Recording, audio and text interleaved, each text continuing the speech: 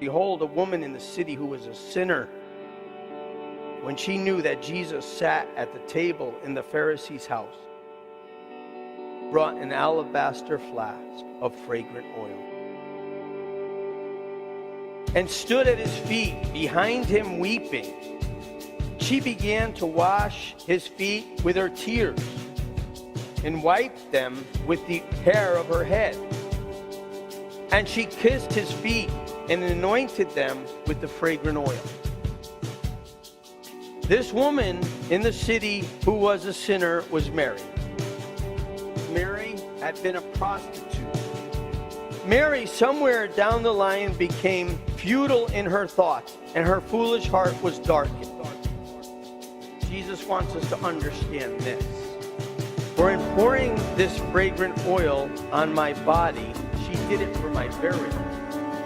Assuredly, I say to you, wherever this gospel is preached in the whole world, what this woman has done will also be told as a memorial to her. Mary's life is the perfect example of a sinner's repentance. The lowering and humbling oneself that Jesus Christ glorified. Mary walks into Simon, the Pharisee's house. She brings an alabaster flask of fragrant oil. She does not look at Christ in the face. She comes behind him, and she did the part of a maidservant.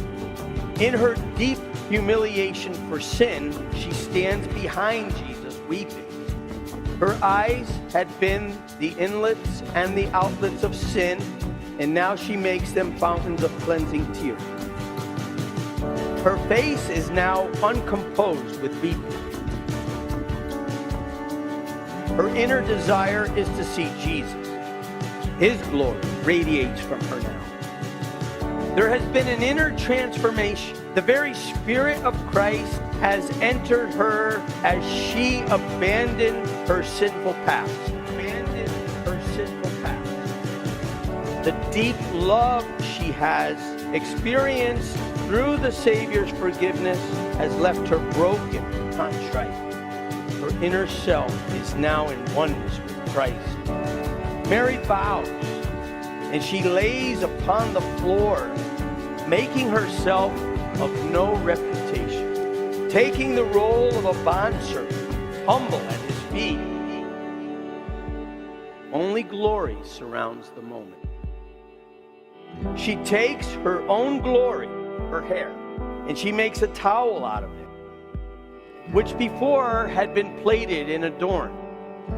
Coming into the presence of Christ, everything she had been becomes a fresh wound and bleeds again as her sorrow is renewed. This is true repentance. As Mary moves closer and closer to Christ, godly sorrow is renewed within her. And her shame for her sin only finds peace in the words of her God.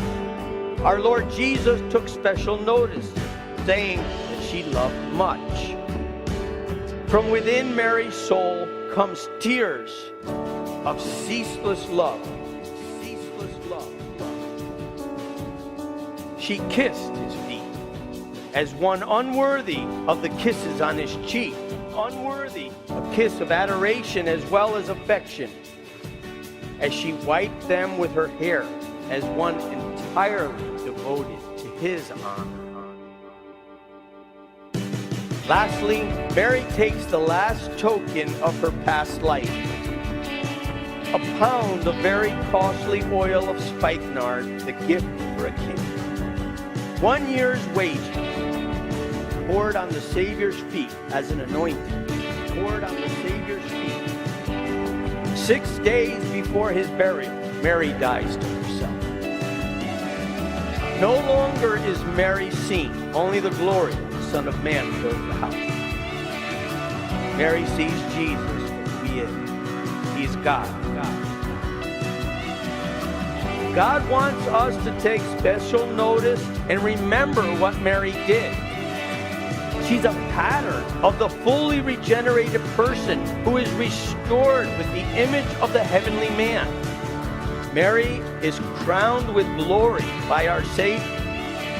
She is the first one to see the resurrected Christ. Only when Jesus is lifted up in the penitent's life can the glory return to Adam's fallen race. The Lord wants you and me to see Jesus as Mary saw him.